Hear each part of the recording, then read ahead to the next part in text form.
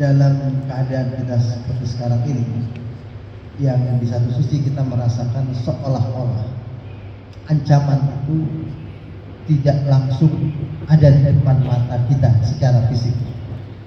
Ya, kita tidak sedang menghadapi orang yang mengancam nyawa kita, mengejar kita. Tapi secara garis besar, kita ini sebetulnya sedang dalam kondisi ibarat orang di tepi pantai hidup, itu tsunami mau datang. Sudah diberitahu akan ada gelombang tsunami, tapi sebagian ada yang melihat gak ada tanda-tandanya, sebagian yang lain melihat tanda-tandanya. Nah, di sini diminta kepada kita semua, kita mesti berkomunikasi dengan Allah lebih baik, tingkatkan komunikasi kita dengan Allah lebih baik, supaya kita bisa cermat memandang tanda-tanda yang Allah kirimkan, sinyal-sinyal yang membuat kita yakin bahwa kita sebetulnya sedang terancam. Kita asah hati kita ini untuk bisa membaca sinyal yang membuat kita bisa jadi tahu dan paham bahwa kita sedang terancam. Besarkan kacamata kita seolah-olah.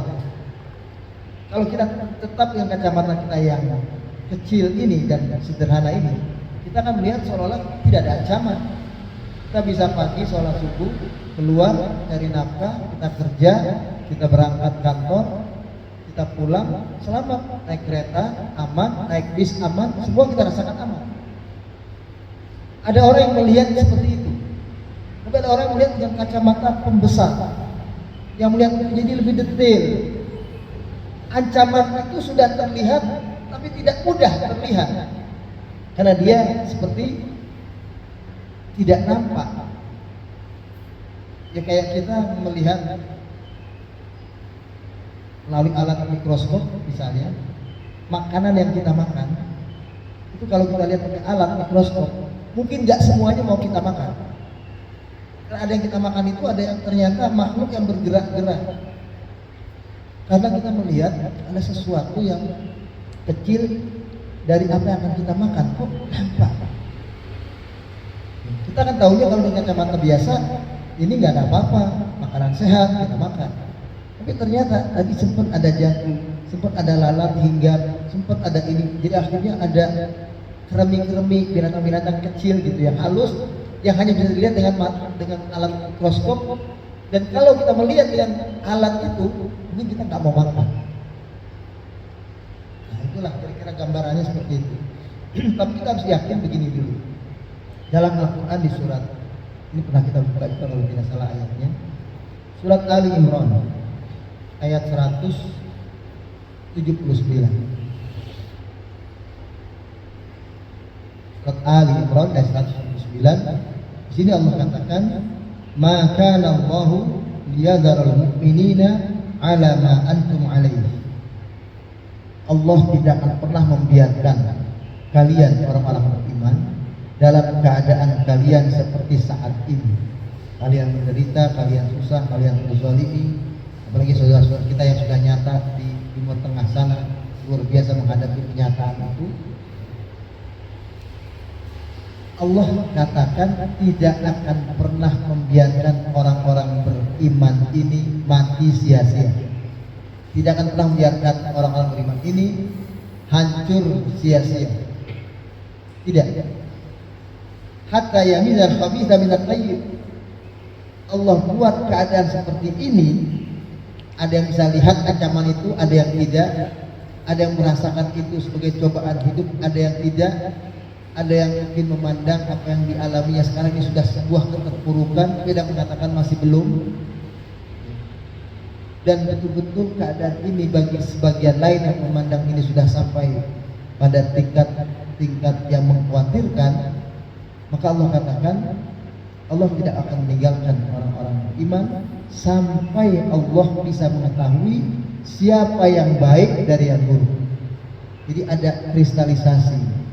Tujuan dari kehidupan yang seperti ini Allah ciptakan untuk kita semua hamba-hambanya adalah Allah ingin memilih mana emas, mana loyang, sama-sama kuning. Tapi kuning yang mana yang emas?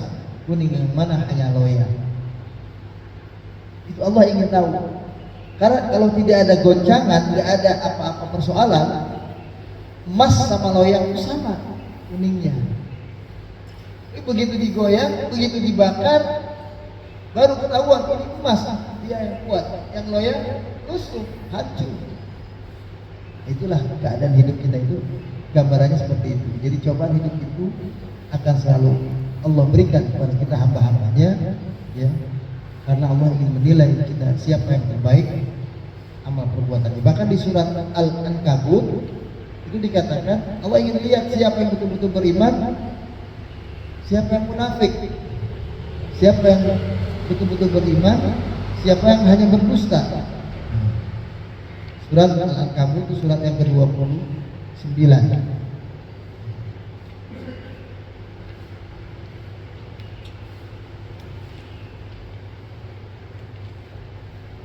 Yang pertama ayat yang ketiga.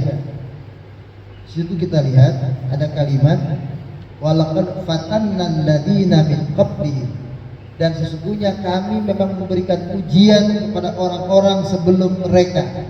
Maksudnya sebelum umat Nabi kita Muhammad sallallahu alaihi wasallam ini. Kami berikan cobaan kepada mereka. Tujuan dari cobaan itu adalah falaya'lamannallahu alladzina shadaqu wa laya'lamannal kadhibin.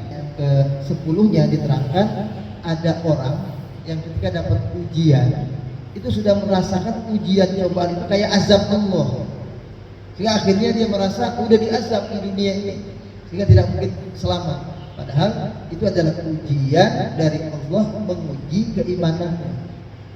Itu di kalimat ayat 10-nya, wa minan nas man yaqulu amanna billah, dan di antara manusia ada orang yang mengatakan kami beriman kepada Allah, fa idza udiya billah, namun orang ini ketika diberikan cobaan di jalan Allah menimpa mereka, ja'ala fitnatan nas ka'adabillah, mereka menjadikan fitnah, kekejaman, kezaliman yang dibuat oleh Netanyahu misalnya nih yang di Israel sana, Palestina, ada sebagian orang yang mengira cobaan yang dibuat dalam bentuk kekejaman Netanyahu itu dianggap itulah azab Allah. Sebut fitnatan nas ka'adabillah.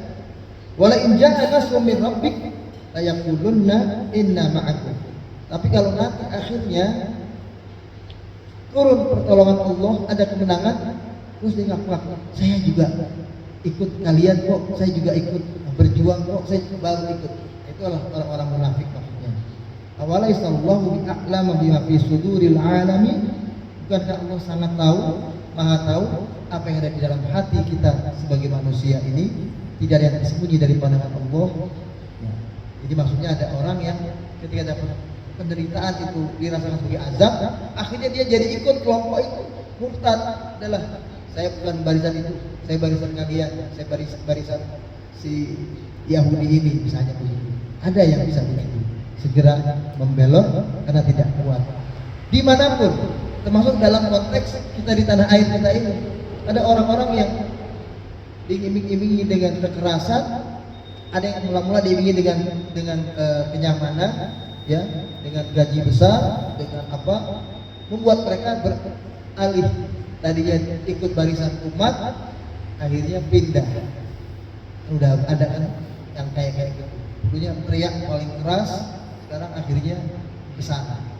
Dulunya bilang bahwasanya dekat kepada istana itu kayak lalat begitu, kita menjilat begitu. Kemudian dia sendiri sekarang yang ada di istana itu. Ada yang dengan iming-iming itu, ada yang dengan karena ditekan, disiksa betul, ya. Mau dibunuh, mau ditangkap, takut dengan ancaman itu, akhirnya ikut kepada barisan kebatilan itu. Ada di ayat yang ke-11, tujuan dari cobaan itu adalah wala ya'lamannallahu alladziina aamanu wa la ya'lamannal munafiqin.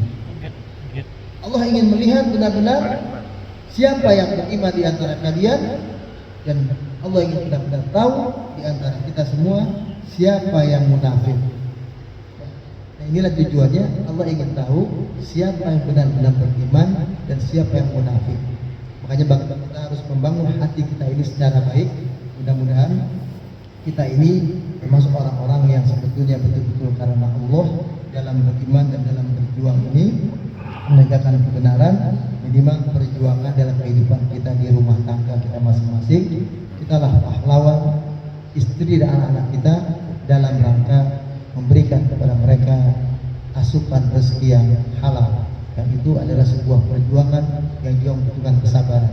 Banyak orang yang sekarang sudah berani mengatakan jangankan yang halal, yang haram juga susah. Kan sering itu jadi kalimat candaan begitu-gitu. Itu orang-orang yang mungkin udah nggak bisa sabar itu. Jangankan yang halal, yang haram juga susah dicari sekarang. Nah ini buat kita kepala keluarga itu harus tetap tegar, meyakinkan di bawah kita ini istri dan anak-anak bahwasanya pasti kita akan dapat rezeki yang halal. Ya, abang berusaha terus, ya, ayah berusaha terus, itu begitu. Mesti ada kalimat itu. Jangan sampai kepala keluarganya yang mundur, yang lemah. Ya, tadi kalau kepala keluarganya udah bilang, iya ini udah susah, ini tahu gimana lagi nih. Udah coba ini gagal melulu. Ketidakmampuan kita jangan ditunjukkan di depan orang yang kita pimpin. Di depan mereka tunjukkan ketegaran kita, bahwa kita tetap semangat untuk terus mencari rezeki yang halal. Itu dalam konteks keseharian begitu kurang lebih.